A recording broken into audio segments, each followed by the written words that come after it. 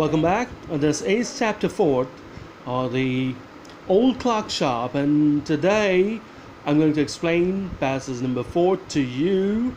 So here we go. The clocks ticked on.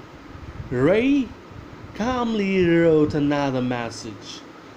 The clocks at the shop ticked on. They kept on ticking. They kept on moving. That is the second hand. The hand of second moved regularly and made a short, sharp sound.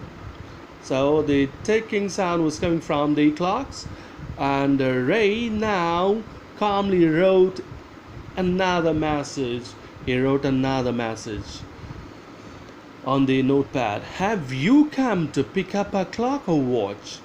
Now he asked if he had come because there was no response. So he wrote another message. He wrote this time, have you come to pick up a clock or watch? That if he had got or borrowed money from him and kept something, some clock or watch as security to him, and that he now had come to take that back. So he wrote that message. Then he pointed to the lone board filled with hanging clocks and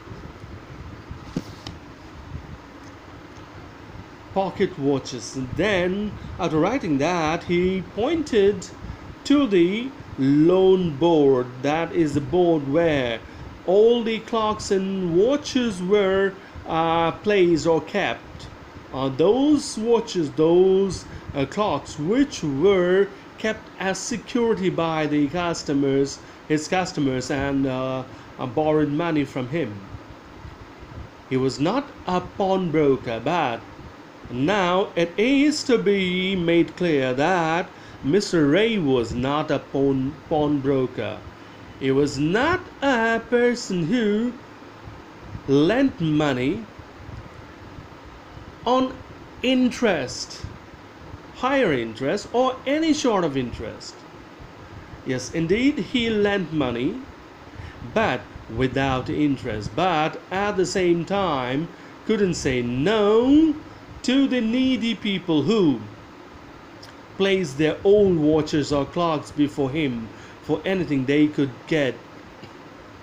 But he was not a loan pawnbroker. He was not who would lend money for or in exchange of something as security to him. But at the same time, he couldn't say no. But at the same time, he couldn't say no to the needy people, the people with some need, the people who needed money, who placed their old watches or clocks before him, who placed willingly their watches and clocks before him and wanted some money they could get, whatever, anything that they could get. So he was not a pawnbroker, but he was very kind person, so could not say no to people willingly leaving their clocks and watches as security to him. He loaned more than he should, or there would be there when the owners wanted them back, and he loaned people, he lent money more than he should. Say, for example, if you leave a watch to him and your watch worth say 500 rupees, he will lend you 700 to 800 rupees. So that was his nature. He was very helpful. And then he would loan more than they needed, or he should, or they would be there when the owner wanted them back, and they would be there until the owner wanted them back. And when the owner of the particular watch or clock wanted them back and come with the money, he could take it away. Wanted them back at the same price he had paid with no interest, and he could take back his clock or watch at the same price, the same money that he had borrowed from Mr. Ray without any interest. He would charge no interest. That is, he would give money, he would lend money on zero interest. Then the older man seemed to feel a little easier.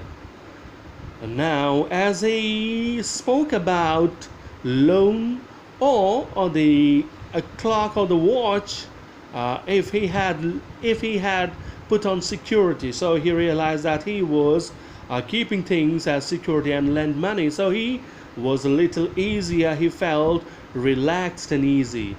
Took out his hand from his pocket and quickly looked at the watch on his wrist.